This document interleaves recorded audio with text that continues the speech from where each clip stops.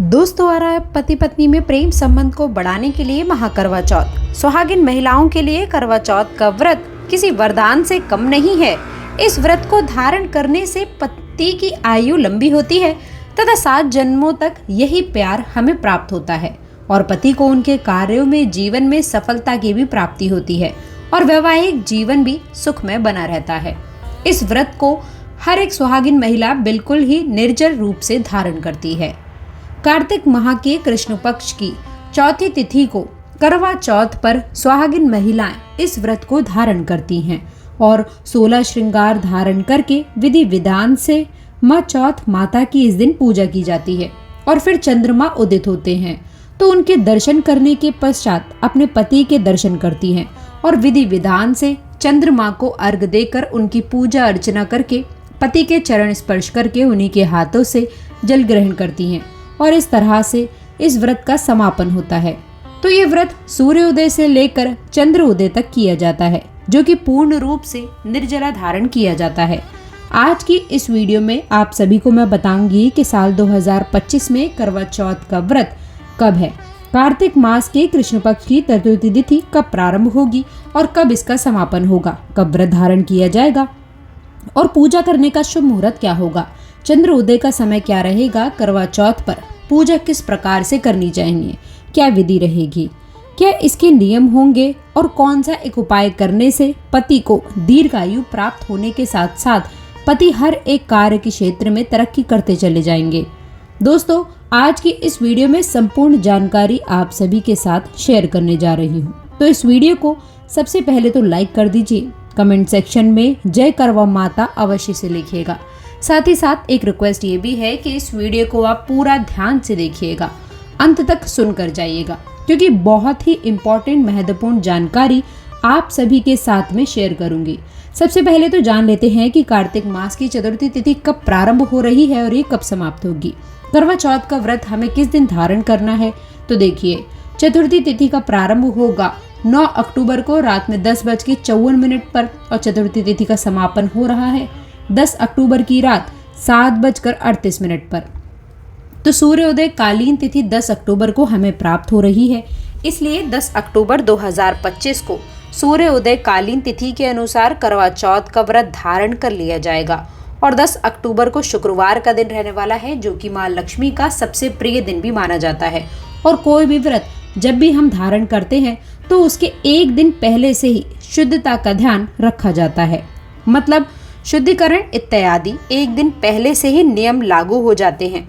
तो ऐसे में 9 अक्टूबर 2025 को ही आप नहा धोकर करेंगे, जैसे कि बाल वगैरह धोना, शुद्ध सफाई, सात्विक भोजन करना ही सही रहेगा। अब कई सारी मेरी बहनें ये बात पूछेंगी कि 9 तारीख को तो गुरुवार है, तो इस दिन हम बाल कैसे धोएं। तो देखिए, फिर से मैं ये कहूँगी कि बार से बड़ा त्योहार होता है, तो ऐसे में आप गुरुवार के दिन भी बाल धो सकते हैं और ये बात शास्त्रों में भी वर्णित है कि वार से बड़ा त्योहार होता है।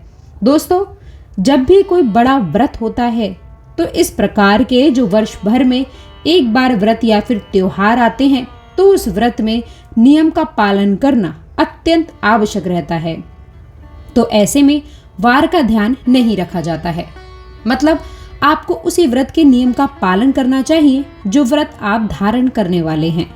तो ऐसे में करवा चौथ से एक दिन पहले यदि गुरुवार भी पड़ रहा है तो भी आप सभी बाल धो सकते हैं, कोई समस्या नहीं है। बात कर लेते हैं करवा चौथ शुभ मुहूर्त के बारे में। तो देखिए, करवा चौथ के दिन सूर्योदय काल का समय सुबह 6:25 पर और सूर्यास्त का जो समय रहने वाला है वो शाम को 6:09 पर होगा।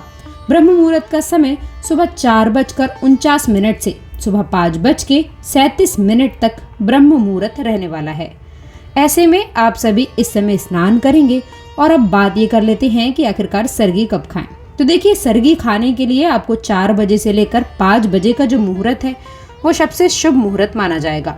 इस समय आप सरगी इत्यादि कर सकते हैं। करवा चौथ के दिन अमृत काल का समय जो रहेगा, जो दोपहर में 3:21 से शाम 4:47 तक रहेगा। और अब मैं आप सभी को ये बताती हूँ कि करवा चौथ पूजा का जो शुभ मुहूर्त है वो कब रहने वाला है। तो देखिए, कई स्थानों पर दोपहर में पूजा होती है, तो ऐसे में जो दोपहर में अमृत काल आपको प्राप्त हो रहा है, इस समय में आप पूजा आराधना कर सकते हैं। वैसे करवा चौथ की जो विशेष पूजा होती है वो शाम के समय ही की जाती है, यानी कि प्रदोष काल में, और शाम की पूजा का शुभ मुहूर्त आपको प्राप्त हो रहा है शाम 5:57 से शाम को 7:11 पर। यह पूजा का सबसे शुभ मुहूर्त है, जिस समय आपको पूजा प्रारंभ कर लेनी चाहिए, और फिर आप पूजा कितने समय तक भी कर सकते हैं, लेकिन बस मुहूर्त के दौरान आपको पूजा जो है वो प्रारंभ कर लेनी चाहिए। करवा चौथ के व्रत में सबसे ज्यादा महत्वपूर्ण होता है चंद्रमा, यानी कि चंद्र दर्शन करना, क्योंकि चंद्रमा के दर्शन करने के बाद ही पति के दर्शन किए जाते हैं, और फिर चंद्रमा को अर्घ देकर उनके दर्शन करके पति के चरण स्पर्श करके आप जल ग्रहण कर सकती हैं। तो 10 अक्टूबर को करवा चौथ के दिन चंद्रोदय काल का जो समय है वो शाम को 7:42 पर। इस समय चंद्रमा के दर्शन आप कर सकते हैं, उनकी पूजा अर्चना कर सकते हैं। अब बात कर लेते हैं कि सरगी में हमें क्या खाना चाहिए। तो देखिए, सरगी में अपने अपने स्थान के अनुसार आपको अलग अलग विशेषताएं होती हैं। तो आपके यहाँ पर जिस तरह से सरगी की जाती है आप वैसे ही करें, लेकिन आपको एक चीज का ध्यान रखना है, इस दिन आपको बिल्कुल निर्जन व्रत रखना है। तो ऐसे में जल से भरी हुई चीजें जैसे कि नारियल पानी, ग्लूकोज हो गया, फ्रूट्स हो गए, फल इत्यादि का सेवन अवश्य से कीजिएगा, क्योंकि पूरे दिन आपको निर्जन व्रत धारण करना है और शरीर से बढ़कर कुछ भी नहीं है। तो ऐसे में आप इस बात का ध्यान रखें कि इस तरह की चीजों का सेवन अवश्य से करें। आप लहसुन प्याज से बनी हुई चीजों का सेवन एक दिन पहले से ही, यानी कि 9 अक्टूबर गुरुवार के दिन से ही बिल्कुल ही त्याग देंगे। ब्रश वगैरह करने के बाद में आपको कोई भी चीज खानी पीनी नहीं है, बिल्कुल ही निर्जल व्रत होता है। और फिर चंद्र दर्शन के पश्चात ही आपको अपने पति के दर्शन के बाद ही आप सभी पारण कर पाएंगे। तो ये व्रत बहुत ही कठिन होता है, निर्जल होता है, तो आप सभी पहले से ही तैयारी करके रख ले। इस दिन 16 श्रृंगार अवश्य से करिएगा। आप मेहंदी वगैरह 1 या फिर 2 दिन पहले ही लगा कर रखिए, ताकि इस दिन आपको किसी भी प्रकार का तनाव ना हो। कई बार पहली बार व्रत रखने वाली महिलाएं उत्साह के कारण सरगी ग्रहण करना भूल जाती हैं, जबकि बिना सरगी खाए व्रत अधूरा माना जाता है। तो आप सूखे मावा, फल इत्यादि सरगी में अवश्य ही ग्रहण कर लीजिएगा, क्योंकि करवा चौथ का व्रत निर्जल रखा जाता है। लेकिन गर्भवती महिला या फिर बीमार महिलाओं को इस व्रत में जल, फल और दूध ग्रहण करने की पूरी छूट होती है।